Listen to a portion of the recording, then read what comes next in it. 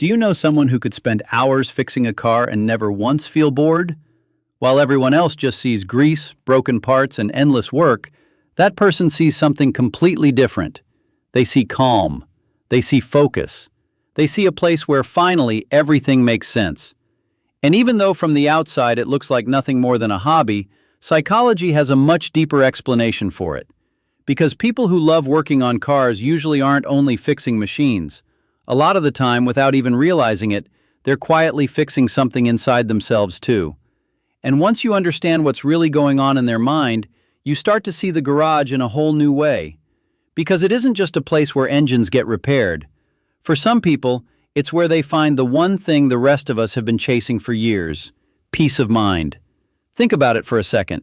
Most of the problems you deal with in life are blurry. You don't know exactly how to fix an argument. You don't know how to make a relationship better. You don't know if you're making the right decision.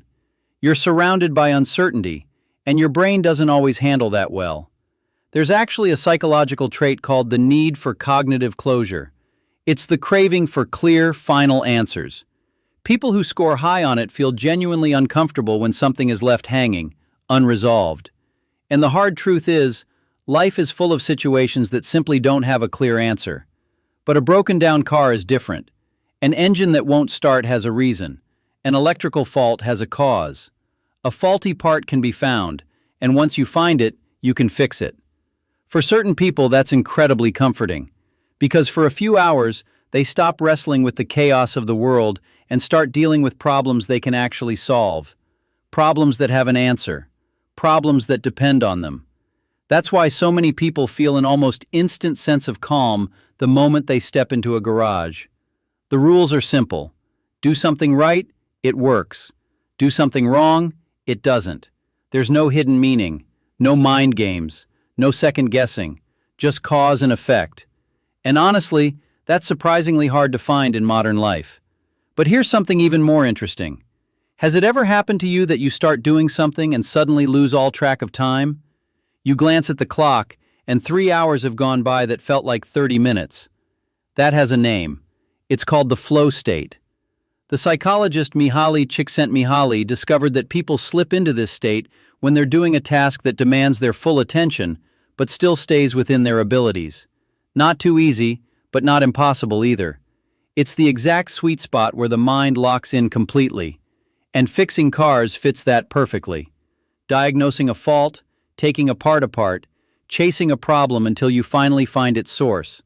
All of it forces your brain to stay present. You can't sit there worrying about your life while you're trying to track down a complicated mechanical issue. Your attention is fully occupied.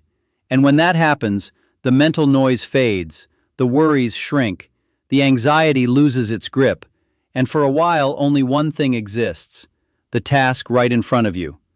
That's why so many people feel like fixing cars clears their head, because it literally does. Their attention gets so absorbed that the rest of the world stops existing for a few hours. But this goes way beyond mechanics. Because for a lot of people, cars are tied to memories that run incredibly deep. Picture someone who learned to fix things next to their dad or beside their grandfather. When they look back on those moments, they usually don't talk about bolts or engines. They talk about the conversations, the long afternoons spent together, the comfortable silence between two people working side by side. They talk about feeling useful, feeling capable, feeling valued. And the brain holds on to experiences like that far more tightly than we ever imagine. That's why the smell of oil, the sound of tools, or even just the sight of an old car can stir up emotions you didn't see coming. Not because the person misses the car, but because they miss what it stood for: the connection, the trust, the feeling of belonging to something. And when an activity is wired to emotions that powerful, it stops being a simple pastime. It becomes part of who you are. And that explains something a lot of people struggle to understand. Why are some car lovers so deeply devoted to this hobby? Because it's not just something they do anymore, it's something they are. And when an activity becomes part of your identity, walking away from it feels like losing a piece of yourself. There's another psychological idea worth knowing about, called self-efficacy. It was developed by the psychologist Albert Bandura. It's the confidence you have in your own ability to solve problems and make things happen. In other words, it's that quiet feeling of saying, I can do this. And few things build that feeling as fast as fixing something with your own two hands. Think about it. There's an object that's broken. Something doesn't work. And after digging in, learning, getting it wrong, and refusing to give up, you bring it back to life. The result is visible. It's real.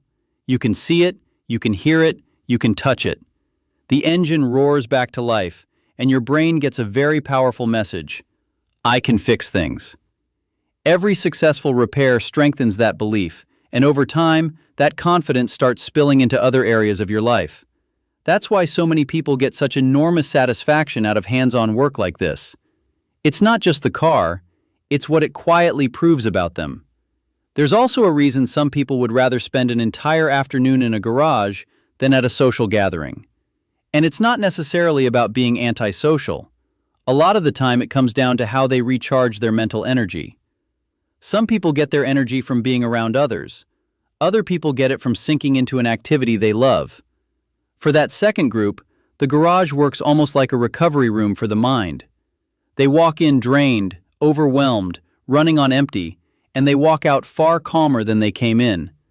Not because they escaped their problems, but because they finally found a healthy way to process them. And there's one more piece almost nobody talks about: control. Psychology has shown for decades that feeling some control over your environment is essential for your mental well-being. When you feel like you can't influence anything, anxiety climbs, stress climbs, and that heavy sense of helplessness climbs with them. But the moment you get that feeling of control back, something inside you steadies. And a mechanical system offers exactly that. The rules stay consistent. The parts behave in predictable ways. Causes produce effects. For someone who's lived through chaotic or unpredictable situations, that can be surprisingly therapeutic. Because the car doesn't change the rules on you. It doesn't act out of emotion. It isn't contradictory. It simply responds to reality. And that mechanical honesty can feel deeply reassuring. Maybe that's why people who love fixing cars have stumbled onto something so many others are still searching for. An activity that demands their full attention, rewards their effort, builds their confidence, and lets them feel capable. In a world where so much seems to slip beyond our control, that's worth an enormous amount. Because when the engine finally turns over after hours of work, it's not just a repair that got done. Something much deeper shows up too. The feeling of still being capable, of still being useful, of still having something to offer. And maybe that's the real reason some people love fixing cars so much. Not because they love machines more than people, but because for a few hours under the hood, they find a version of themselves the rest of the day makes them forget. And as the car comes back to life, so do they.